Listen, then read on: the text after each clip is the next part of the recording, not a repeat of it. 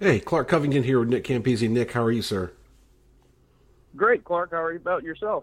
Oh, I'm doing real good, thank you. Today, Nick, I just want to talk to you a little bit about jelly bean rubber mulch and the installation process behind the product. But for starters, for those that aren't familiar, what is jelly bean rubber mulch? The jelly bean rubber mulch is a non-tire rubber mulch. It's all made out of pre-consumer that's designed for a child to play on in its first use. It's a byproduct of manufacturing a rubber tile. When the tile's stamped out and molded, we're taking the excess, the ones that don't meet spec, and that's where we chop it up and we make a super clean playground grade safety mulch. And the product is 100% wire free. It's free of phthalates, resins, chemicals, carbon black, and all kinds of other nasty things that you sometimes find in tire mulch. Sure. And how is the product typically ordered? So we sell the product by the ton. Okay, and would people order online? Would they call you? What are you usually seeing in terms of the ordering Yeah, so process? so most commercial projects are people are going to call in the office and we're going to have a phone conversation, kind of understand their unique situation because we do have some smaller commercial playgrounds that don't need a full 18 wheeler, and we have some that have ordered multiple containers for export outside the country. Absolutely. And walk me through some common installation areas. Is it parks, school playgrounds, daycares? What type of places are you seeing the product installed? It's all of those. Everything from a school district with many playgrounds across multiple campuses to a small church that may be running Sunday school to parks and other municipal play areas to daycares. We really see quite a wide variety of install areas. Yeah, that makes a lot of sense. And because of that, I know this would vary from install to install, but in general, what type of site prep should a buyer do before they take delivery? So the real important thing, is to look at the area and say, hey, does this area hold water? Is it normally a pond when you get a small rainstorm? And if that's the case, then you're going to want to build the area up.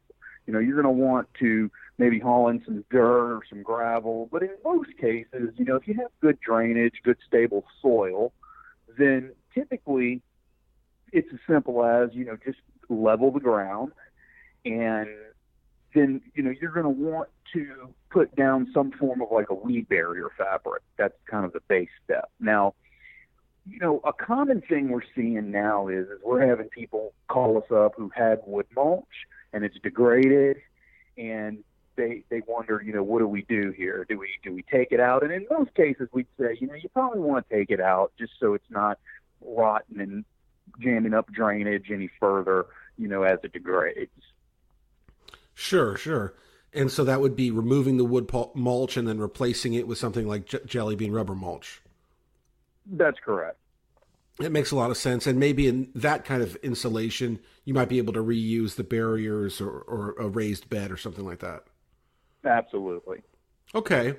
Nick, tell me, how is the product delivered?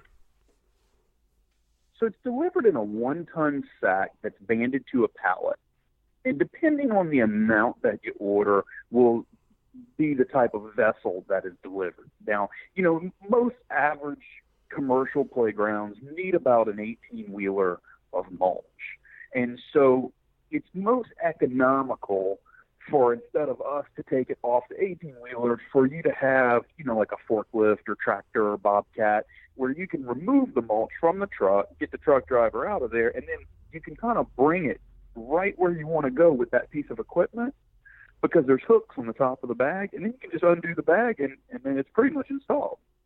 Yeah, that's great. And that kind of leads to my next question. What should a customer do once it's delivered? And you kind of mentioned there, get it near where you're going to install it. Is that right?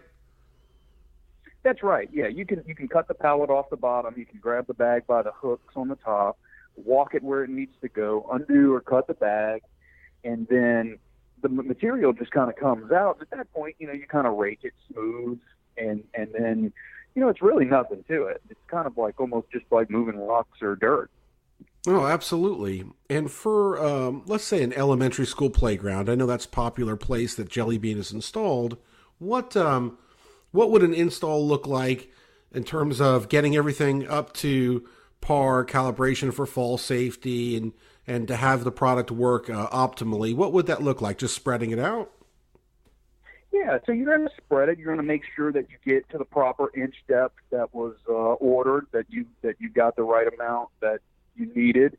And typically, I mean, we always quote a compacted depth. So once kids run around, you should have the exact amount based off the square footage that you provided us.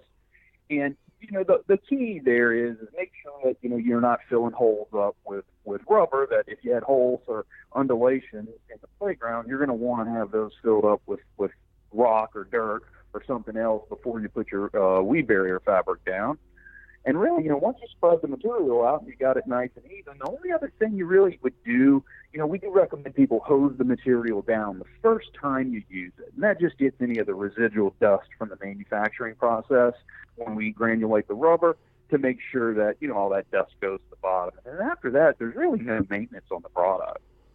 Okay, so that really gives me a good idea of getting the most out of the product. Now, is there anything to do as the product sits and ages? Is there anything that we should do to this playground rubber mulch to make sure it lasts a long time? The only real thing that you should look at is just watch, the high traffic areas, that they're not being eroded, that you're not going to have too much of it displaced in a fall zone.